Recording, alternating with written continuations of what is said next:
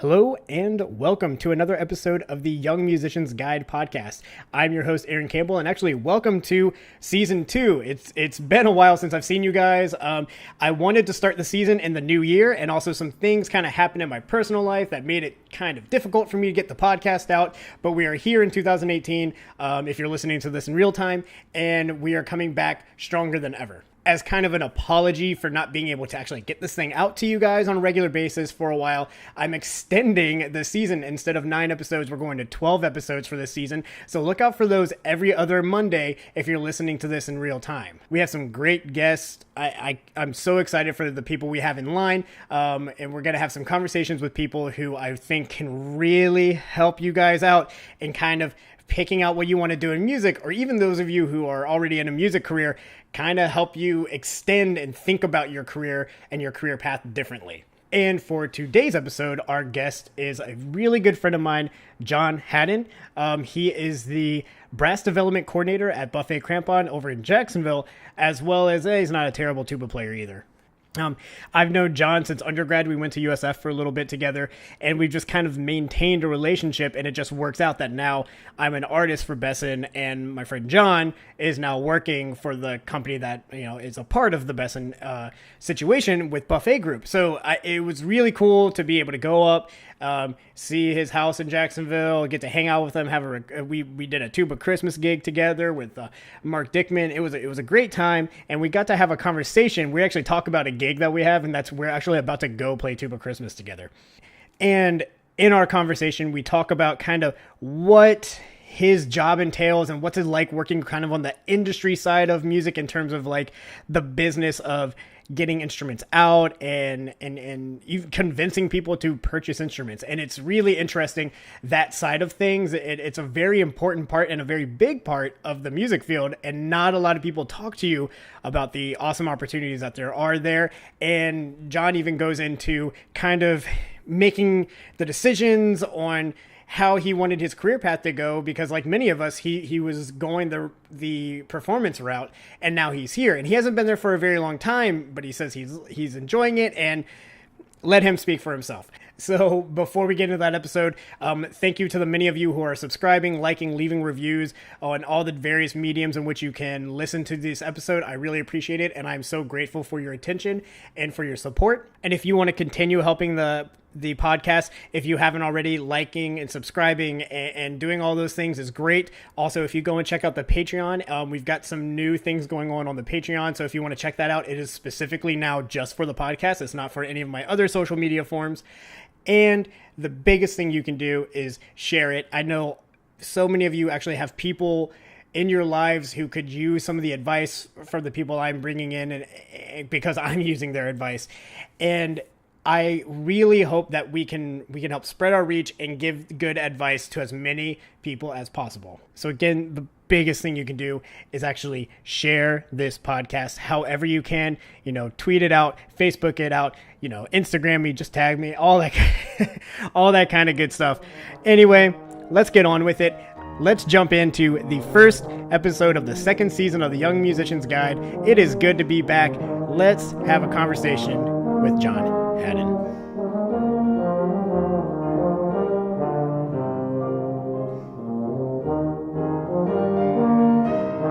So what was the main reason that you decided to just keep on going with that? Keep on going with? Instead of doing a doctorate, going and actually picking the Buffet gig, what was the main reason for it? Are you recording? Yeah, no, so what we do is so it's organic. It's not, there's no intro. I do that all post show. Cool. And then we just sit down and have a conversation. It's literally unscripted. It's just a conversation that we've had many times. I'm just glad I asked, because I don't know what kind of language might have came out of my mouth otherwise. So I decided to do Buffet instead of those auditions, or to keep up with the doctorate, just because I knew that I could still have a presence in the community, that I could work super hard, and my thing at Buffet is still make a difference in the musical community, even if it wasn't by playing notes, on the tuba as a full-time gig. And it's also to meet people and try something different. For 6 years I went to school and my job as a student, besides theory and history and all that stuff, was to put air through my horn 30, 40, 50 hours a week.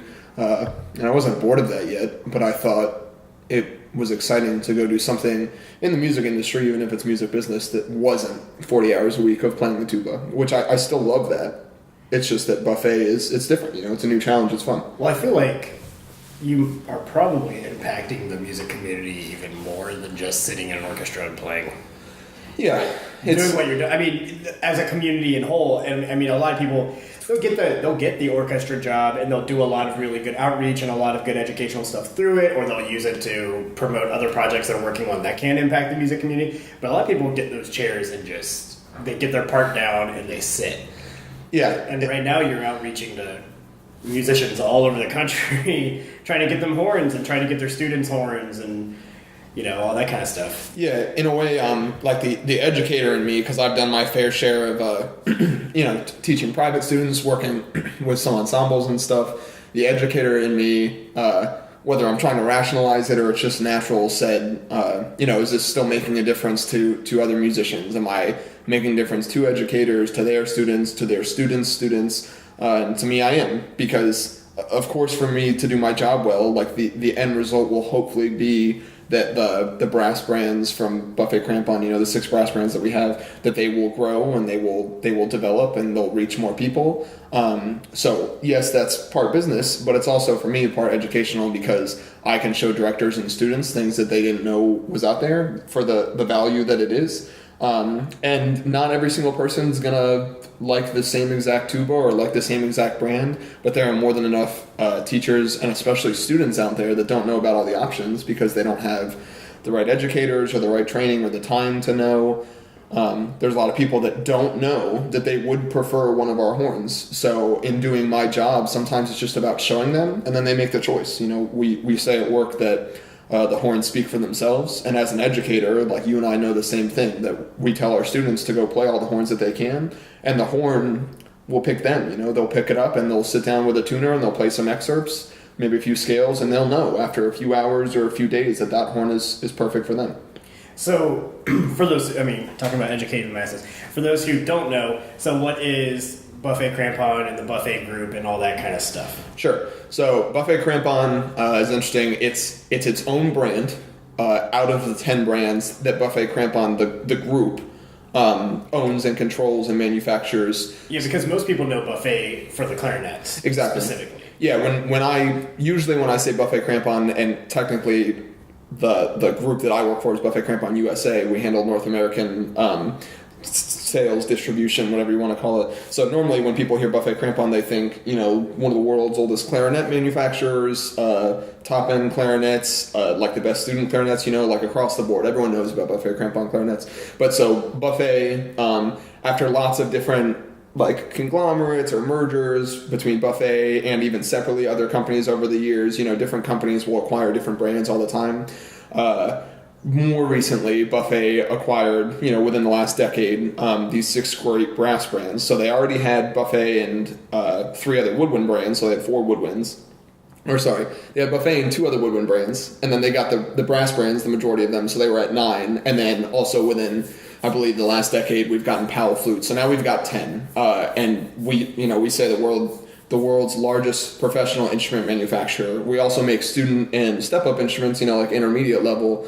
But we have like the most brands. We make pretty much every instrument in the wind section of a band or an orchestra, basically from student to pro. So if you're looking for student trumpets, if you're looking for an intermediate French horn, if you have a beginning flute player, if you have a pro advanced super special clarinet player that wants something custom, between our different factories and different distribution centers, we make those horns, and then we also get them to dealers, like Music and Arts, Sam Ash, who eventually get them to the end user, the musician. And a lot of local stores as well. Yeah. If you go down the road to either your Sam Ash or your, like John Hadden's Music, which I don't know my own place, but if I did, maybe I'd call it that. They will probably have something of ours, whether it's something from all 10 brands or student to pro. There's almost a guarantee that they will have one Buffet Crampon clarinet or one Bess and Euphonium. So if I walk into a store and I see that they have Like, if I walk into a store and see that they have a buffet, clarinet poster on the wall, and I know that they retail buffet clarinets, and I might not see, a minor lesson instrument throughout the entire store, would they be able to order it in for me? Yeah, absolutely. So if it's a package deal, if you get one, you get the store at least can carry all of them. Yes, they can. There's different processes. There's different processes that will, like a store can be labeled different stuff. A dealer's is what we talk about at work, but they're the same thing, a dealer and a store. So there's different ways that they can become like an authorized dealer, but just whether they're authorized or not, it doesn't necessarily mean that they can't have our clarinets or our tubas if they're not authorized. There's just like, that's a separate process. But yeah, absolutely. Even if they don't have a poster on the wall or they have none of our brands, any dealer really can come to us in the end and they can say, hey, I have a customer that's interested in this. Do you have someone in the area who maybe has it? They can play test it. Or the customer might even say, I already know this is what I want. I don't need to play test it. You're my local music store. Call Buffet and make it happen. And if we get a call and someone says, hey, I need a euphonium, then we make a euphonium, and Germany sends a euphonium over to us in Jacksonville, and we send it off to that music store, and then they get it to the customer. But does the customer have to go through a retailer, or could I call you guys and be like, get me a horn? Yeah, so that's a good question. So our customers at Buffet Crampon USA are the dealers. So we don't sell direct. Almost no professional in the sense that they're in the business, not just that they make pro level horns, but almost no professional instrument manufacturer and distribution center, whatever arm the distribution center is in the world, they don't sell to end users. There are a few, and there are complications in that I don't know the ins and outs, specifically in my position, and also they're complicated to say the least. Well, yeah, anybody, and this is for anyone, if you are confused as to why these standards are in place, because it would make sense for me to just be able to like knock on the door in Jacksonville and walk into the warehouse and go, hey, can I buy that? And you go, well, no, it would make sense, right? You've got the horn there, I've got money, let me exchange my money for goods. Yep. But if you're ever confused as to why something's like that, just for the mass media, lawyers. it's paper, there's stuff on the other end, and it's just, there's a lot of bureaucracy behind that kind of stuff. When I bought my horn that I play on now, when I bought my Prestige, it was at NABA, a brass band conference, and even then I went up to them and I said, I have money, give me a horn, and they said, kinda, but they processed it and I was able to get it there, but they actually had to process it through a store that they picked a store. I'm not even sure which one I bought it from. I should know that. And they processed it through, and they were really nice and they were extremely accommodating. But it was all a thing. So what's your actual title? Sure, brass development coordinator. All right. So what is that? Well, I could be a jerk and I could say that I coordinate the development of brass, but there's more to it than that. And I will say too, before we leave, why can they not just knock on the door? And really easy way to explain it without getting into details, because we wouldn't have to get into details with the analogy. Also, is like when you go to a supermarket, you don't think about like the 100 different items you put in your cart. You don't ever think, man, why can't I just go to this tomato canning factory and buy direct? Yeah. You just go to the supermarket and you buy it. So a music shop, I know because it's a bigger purchase and it's longer, it's got more value. You spend a lot of money on it, but you'll use it for 10, 20, 50, 100 years, whatever. Same thing with like a car. You can't go to the warehouse in Japan to get whatever they make over there, Mitsubishi, to buy it cheaper. Yeah, you don't go to Detroit to get your Chrysler. Exactly. You have to buy it, in Jacksonville. You go to Tom Frank's dealership where he's got crazy low prices. Exactly. That's not a real dealership, and that's just not an ad. Yeah, right. We don't want any lawyers involved with this. So what I do, brass development coordinator. So what is developing brass? Sure. And how do you coordinate it? So relatively recently, the 6 brass brands that we have not only been around for a decade, but Buffet Crampon, like the entire parent company, has I don't mean control like in an assertive, aggressive way, but has controlled them and made the instruments, distributed them for not relatively long in the grand scheme of things, whereas like Buffet Crampon clarinets have been around. I think we just had like our 200-year anniversary or something. So Buffet Crampon... Bessen's at like 190. Yeah, exactly. Right? So Buffet Crampon has been in control of Buffet Crampon for a long time. Buffet Crampon has been in control of Bessen for a very short time. Yeah. So what we're theoretically trying to do is, like, you and I both know that for you, for example, like the Bessen euphoniums, that those are world class. Like almost everybody, whether they should play them or not, will love them. And then because of that, a lot more people than play them now would probably prefer them over other brands that they've tried or whatever. Same thing like on mine with the tubas. I know that Mono Weston and B&S tubas, everyone's got a preference, so I'm not going to say they blow other brands out of the water, but a lot of people will prefer those instruments. Same with the clarinets. Like, we don't think that everyone needs to stop playing all other clarinets, but part of the reason that the clarinets are so great is because they've been around for so long. We've been able to control what we do with them marketing-wise and distributing-wise, so everyone knows that those are like, the standard at the top end. So what I'm trying to do theoretically is make like Bessen on the same playing level in our market as clarinets are. So every single music shop will have a Buffet Crampon clarinet, almost every single one, and a larger percentage of schools will have more Buffet Crampon clarinets than other brands perhaps. But the numbers are much lower when we look at tubas or euphoniums or whatever. But because of the world-class standard, they've brought me on to find new ways and to kind of oversee the outreach or the marketing with these things. So the job is a new position. It's not one like they had before someone left and I filled it. They just had an idea that, hey, wait a second, we've relatively recently gotten these 6 brass brands. What can we do? And they decided to put in the focus and the energy on one specific person to coordinate the development of that brass.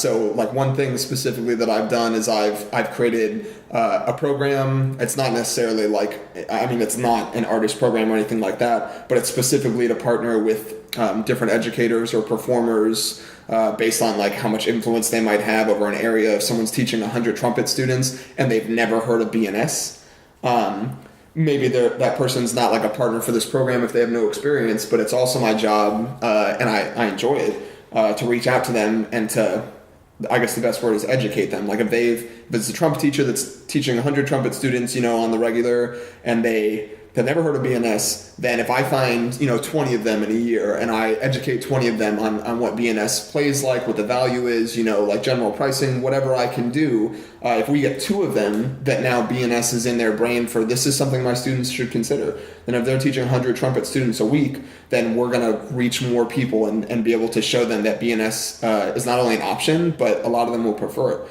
So I'm not at all trying to jam these things down people's throats or like bang it into their brains. I think of my job kind of educationally in that I'm just showing them, this is an option. And because the instruments speak for themselves, because they're so great, just like the clarinets, almost everybody that I meet and talk to about it and they get a chance to try it, they fall in love. So well, it seems like even before, and I full disclosure, being an artist for one of the companies, but even before getting involved in that way, it has always seemed to me, and this is why I like a lot of the people that I've worked with, even back when, Bessen was not, involved with this stuff, is that I enjoyed that it always seemed like you guys are so much more about exposure than selling it, and you guys, and it's the confidence in the brand. I mean, you keep saying that it's, the horns will speak for themselves, but it's also, it seems to me that you guys are just trying to expose people to said instruments.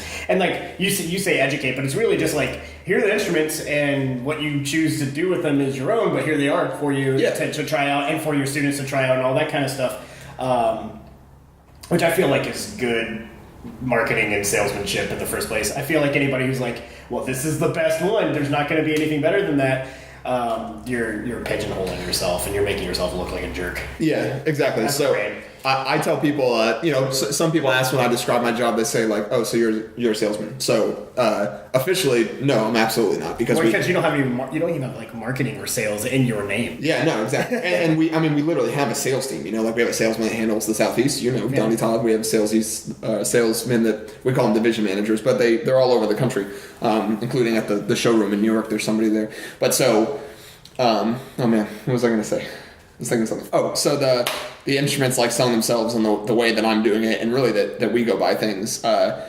Like you and I know this, even if I never put it into like conscious thought and into a sentence. But Tim Ornato, who's the low brass product specialist in the office here in Jacksonville, he made a good point. That we've talked a million times about how the instruments sell themselves and the value. So some people, just in general, will say like, "Well, why this brand?" or like, "Why this much money?" or whatever. And really, when you look at like when you play the instrument, when you look at the people playing the instrument, when you see how they hold up because of for the brass, for example, the German manufacturing, just the overall value is so incredible that even if you have to wait a little bit longer to buy the horn because it's expensive, it is so worth it. It's like if you have, you're steadily saving up money and you don't need a car, but it would make things more convenient. You should not spend $1,000 on a car that's got 250,000 miles. That's like, knockoff, has some problems with it, but it works. If you're steadily making money, then you should wait a couple years and get a used car or a new car for, 10, 15,000, whatever. So same thing with the instrument. It doesn't make sense to get something that has an overall low value, but the low price is attractive. It makes more sense to buy the professional quality, whether it's a student clarinet or a pro tuba or whatever, to go for something that has this incredible value. When we explain the value to somebody, not, value and price are different, but when we talk about the value to somebody, almost always the horn sells itself, So your day in and day out, so I've kind of secondhand experienced it. Because we were buddies in college, and then went our separate ways, and now it's just kind of serendipitously worked out that you work for this brand that I also play for. And, but I came in and visited the warehouse yesterday, and everybody was really nice. It was really cool, really nice facility. Everyone was really nice, and then so I've kind of see where you work, and you even have your own office. That we're working on the name tag.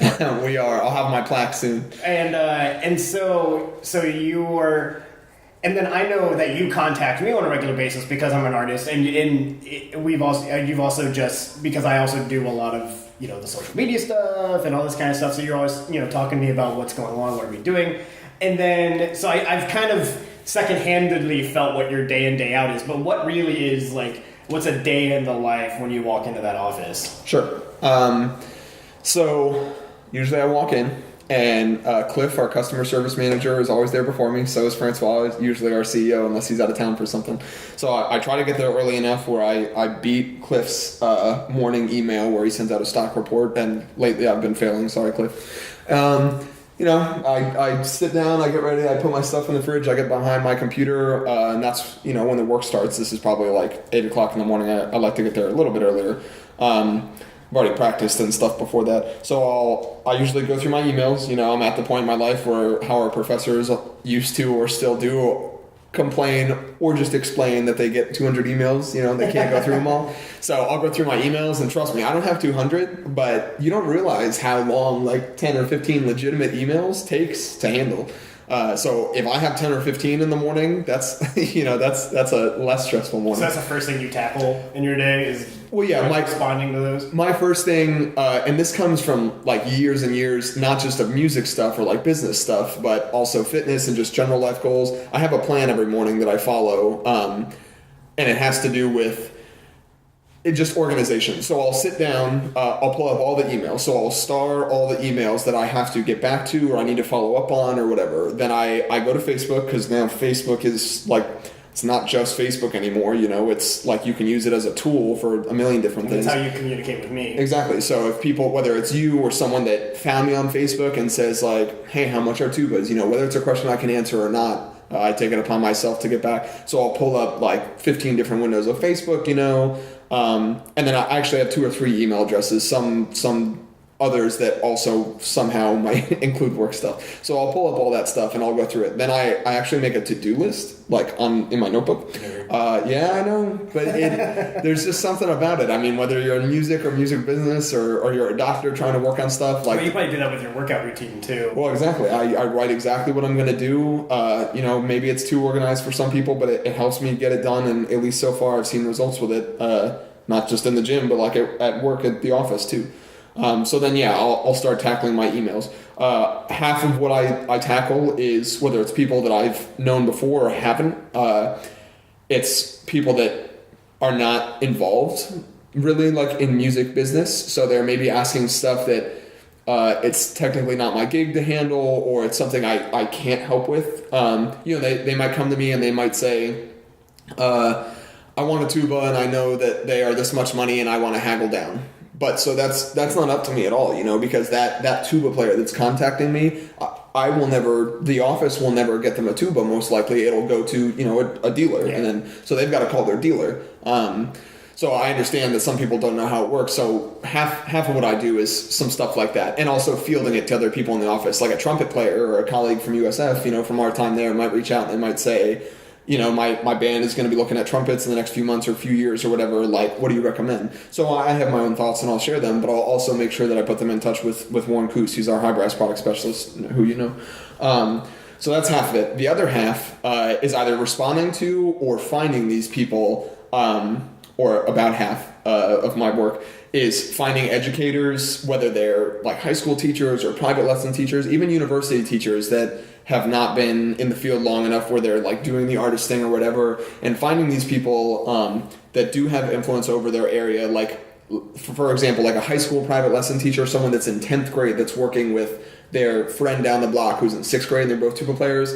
I most likely, even if I found them somehow like on the internet looking for a private tuba teacher in whatever area, I would not contact them. Like they're doing their own thing, they're learning, they're new enough where that's not what my gig is about. But if I look up, let's say I go to California, we have a DM out there, Michael Wallace, and I want to help him develop some brass stuff out there. And for some reason, I get contacted by, or I come across somebody that teaches on a regular basis, 50 trumpet students and 25 French horn students. And I don't know anything about them, and they're not affiliated with any group, so it's totally kosher to contact them. I'll reach out and I'll say like, hey, let's have a dialogue. If nothing else, just know that you can contact me, and I can help out with stuff. But it almost always leads to, this is interesting. Do you have someone out in California? Can I try one of those trumpets? So, for example, this is kind of weird. It happened yesterday. I know I told you, but I found a particular teacher in the Los Angeles area through just, reaching out online research, who he sees, at one single time, like 90 or so students come in and out of his studio, on a weekly or monthly basis, whatever it is. So that's 90 potential people that might prefer, for example, like B&S trumpets, which are big in the U.S. market. So this gentleman, I don't know, I forget what actual trumpet he plays on, like regular, mainstream for most of his gigging. It wasn't B&S. But so he has an Antoine Courtois flugelhorn, which Antoine Courtois is one of our brands. He also has a J. Scherzer piccolo trumpet, rotary trumpet, which is also one of our brands. So he's familiar, whether he knows it or not, with our, 10 brand Buffet Crampon company, but he has no idea anything about B&S trumpets, I think he knows that they exist, but he's not familiar with them. So I talk to him, and whether you want to call it a pitch or whatever, I say, that Courtois and Scherzer, are part of the same group. They're made in the same area by the same quality of people. They're just different models, different brands. If you love them so much, let me talk to you about B&S. And I will have these dialogues with these people over the phone, over email, whatever way. And sometimes they're not interested, I get it. They think that I'm a salesman or whatever. And I'm not going to force anything on anybody, but like this particular guy, right away, he said, I actually have a lot of band directors. I think that what you're saying is great. I imagine that the second I get a few trumpets, near me and I'm able to play test them, that I'm going to love them. My students love them. And I'm really close with some of these band directors. Like, let me, because you're educating me and I want to do good for my students in my community the way that you want to do good for these kids and make sure they have the best value instruments. like the best playing, the best price, whatever, let me do the same thing for my community. Like he has the same intention that I have with, if they're really great and kids and teachers are going to prefer them sometimes, let me make sure that they're educated. So that's another big part of my job. I will do like this R&D, basically, people research and development, to find them and contact them and have these discussions. And then a small part of it right now is people that, this program that I've created to partner with these influential educators.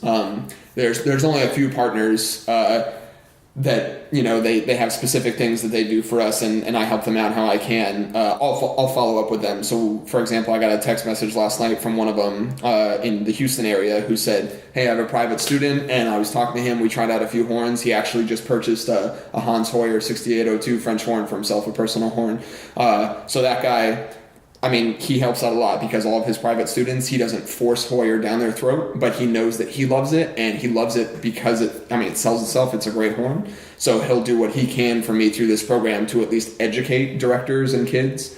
And I mean, he does a great job. And the people that don't know about Hoyer, go for Hoyer. He just, 2 schools in the last 2 months, they both basically replaced their sections. One got 9 horns and one got 8 horns, which is huge because that means for, you know, the next 10 years, anyone coming through that school, band director or student, they're going to see that instrument, and it's just going to be like a snowball effect. They're going to get to experience those Hoyer horns, and at least some of them are going to love it.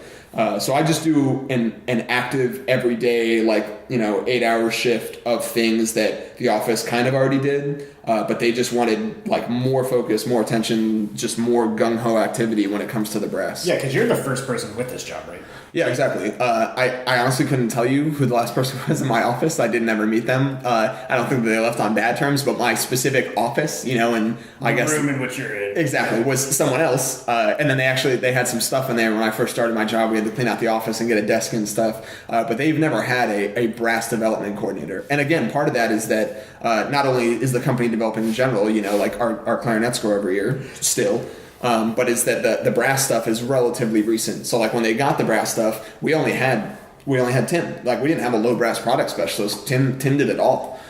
They called him up and they said, hey, brass this, brass that, and he played trombone in the Navy for however long and still did music stuff. So he said absolutely. And then as the company grew more and, you know, Tim was doing some stuff like what I'm doing, then all of a sudden, like crap, they needed a high brass product specialist. So they got them, and now we have so many artists and different manufacturing facilities, you know, the factories, and people calling them for the same random stuff that they call me for, that now they needed someone to focus purely on the development. So they said, you know what, let's put in the focus and the time and the energy on this one position, and that's where I got hired. And so they created the job, but how did you find out about it? Yeah, so a lot of people have asked that because, as you know, being a tuba euphonium player or any kind of classical musician, work, whether it is scarce or not, it seems so, you know, like there's not a lot of jobs out there, it seems like, where you and I can just go interview, and after we do a dozen, we'll get hired. But I hope you do, if you go for that. So I was in my master's degree with Dan Parentoni at IU, who is basically like the BNS man. He has developed, you know, a lot of tubas for them. He's been to the factory a million times. He's played on BNS tubas for, I can't even tell you how long. Actually, 2 of the fairly newer models are literally called a Mr. PC tuba, because Mr. Parentoni, and a Mr. PF tuba. So I was in my master's degree. I was going for doctorates. I auditioned at Miami and at UGA. I had a really good thing that I could have done at Miami. But Parentoni was like, you know, I know you're auditioning for this stuff. He also wanted me to audition for doctorate at Indiana, but my wife, or my soon-to-be wife, she was like, you know, no snow. We can't be near snow. So I didn't even consider that. So, but he said, you know, like I'm really close with like the guys and gals down at the office in Jacksonville, and I knew a little bit about, you know, the office and the warehouse from my time at USF in Florida. And he said, you know, if you're interested, you should consider it. I was doing, I was right before the general manager. I was about to be a general manager of a Chipotle that I had worked up during my 2 years of my grad degree. So I had some business and marketing experience at that point, and he knew that I was a hard worker. You know, I was going to my master's at IU, and I was working 50 or 60 hours a week at Chipotle. So he said, you know, this isn't playing every day probably, but you do business and you do hard work and you also do music. You know, it seems like a perfect fit. You should go down for the interview. So if it wasn't for my connection with Parentoni, you know, I would have had no idea. So what are the things you like about the gig so far? Because you've been in it almost a whole year now. No, it'll be 6 months exactly at the end of this year. As of recording this, and like, so I mean, but you've been in it for a minute. I mean, you didn't run off. Yeah, you not yet, right? For like 2 weeks, and you were like, nope. This. So I mean, what do you like about your day in and day out? I mean, it was fun yesterday getting to hang out and meet everybody. Everyone was really nice and got to play some toys and stuff. Yep. Yeah, so there are a lot of things, like there are logistical things, there are musical things, non-musical but still like work-related things that are great about it. So logistically, when I was working at Chipotle, I don't think they can like sue me or anything because I don't work at Chipotle anymore, but I'm still going to talk about it. When I was working at Chipotle, I was working like 60 hours a week, and when you do anything in the service industry, which I'm sure you know, whether it's like retail or food or anything, it's open all day because it's open for the people before they go to work, and it's open for the people after they go to work. So one of the biggest things for me at Chipotle was I was either working from like 6 a.m. until like 4 p.m., some days, 10-hour shifts. On a good day, I would leave when I was supposed to leave. Or I was working 2 until midnight, which on a good night, I would leave at midnight. So it was like I would plan my schedule around where I'd have to go to class. And then as soon as I get off class, maybe I had time to practice, but more than likely I was just rushing to work until 1 or 2 in the morning. So one of the biggest things about it, especially now that I have a wife, we want to get a dog soon. One day we might be crazy enough to have kids, who knows, is that I have a predictable schedule. It's not just that it's not late or too early, it's predictable. So I do travel, like I've been to Texas so far twice for the gig. I'll probably go to like Tallahassee soon for Surtech or maybe FMEA down in Tampa, whatever. But it's predictable. I know it's coming up. We have meetings and stuff. I know when I'm going. So months in advance, Emily will know and I'll know that I'll be out of town. And besides that, I know that I go to the office during normal office hours. It's not 4 o'clock in the morning. It's not midnight. So that's great. The people that I work with are great. The non-musicians in the office, they're still fantastic people. They do a great job. Sometimes I don't even know what they're doing, but the fact that company runs and that we have, the business is so big means that they're doing a great job. The musicians in the office, I love that they appreciate the fact that these people that are musicians that also work in the office, that they have the savvy and stuff to be in business, but that they still needed musicians, and they appreciate that. Like Francois, the CEO, he actually was a double reed player a long time ago, and I believe, I want to say, if I'm correct, that he 30 or 40 years ago, whatever it was, he was like a repair tech. For double reeds or something, and he did that for a while, and he's worked his way up to where now he's the president of Powell Flutes and president and CEO of Buffet Crampon USA. But they appreciate that he was in the business, a player, a repair guy, and now he runs the show. Like Tim was a trombone player in the Navy for however long. Warren got his trumpet degree at UNF. I got my master's in tuba performance. So it's nice to be around musicians. A lot of those guys still play actively too. Yeah. We're literally going to end this soon because we have a gig we have to go to. That's right. And then, I play with Warren in the brass band of Central Florida. He plays, cornet in that. Yeah. All of these guys still play. And so it's not like you get a job on the business end of music and the music's gone. Actually, I would probably assume it enhances a lot of those opportunities. So what would you suggest for somebody who wants to get into this more administrative, the more business side, especially in instrument sales and stuff like that? What would you suggest for them if they want to kind of pursue a career in that? Especially somebody who's in high school, maybe about to go to college, or they're in college or something. Because obviously you don't have a degree, you don't have an MBA, you don't have a... I do not. You do not have... Full disclaimer, I do not. You do not have any, your stuff is all music, your stuff's all tuba. So, and a lot of times that's how this works. I don't think, a lot of people who get involved in that kind of stuff necessarily expect it, and then it happens, and it works out really well. But somebody who might be man, I want to work on the marketing for a company, what would you suggest to them to get ready for that? Well, one, no matter what they're getting ready for, make sure that your mind is nice and open and flexible, right? Don't set yourself up for failure by saying, I need to be full-time, business at Buffet Crampon one day, or I need to be in orchestra full-time because life happens, and whether it's what you planned on or not, something will happen that's not planned on. So be flexible. You can still aim towards it, but be flexible. So there are certain schools that actually, I couldn't tell you the actual degree names, like how I have a master's of music and performance. I couldn't tell you what the degree is, but for example, SUNY Potsdam up in I think New York, right? They have it's either music business or music marketing program. And I can tell you that like Buffet Crampon, a few of the people that we've hired recently, like salespeople, I know Yamaha, I think maybe out of that program feeds out, we don't have like tons of employees. We're not like Walmart or anything, but that program feeds out people that come into this business. One of the most important things, especially if you're doing like sales, like you are on the road, talking to these dealers, really actually doing the salesman part of the job. There are internships available, not just at Buffet, but at any group, but we'd love to be contacted and say, hey, are there internship opportunities available? You could reach out to me. You could reach out to like Donnie Todd on the road in Florida. If you worked at a Sam Ash and you were going to college for music business, you thought, and Donnie came into the shop and you like Buffet Crampon clarinets, you should say, hey, like who can I contact about, an internship. I play this clarinet. So the internship will help. The program will help. Besides that, I don't really know what else you could do to kind of like aim for this job other than those routes. I would say if you know that certain people are particularly involved, you kind of just have to be in the right place at the right time, right? Yeah, it seems like for you, it was a connection. Yeah, I mean, it was Parentoni, and it wasn't just Parentoni. It was that I was a current student of his, kicking butt. At the right time. At the right time, yeah. Right place, right time. And also, you had the right attitude. I mean, I'm sure you weren't a jerk when you were in studio with Parentoni. Well, I mean, you don't know, right? You tried your best.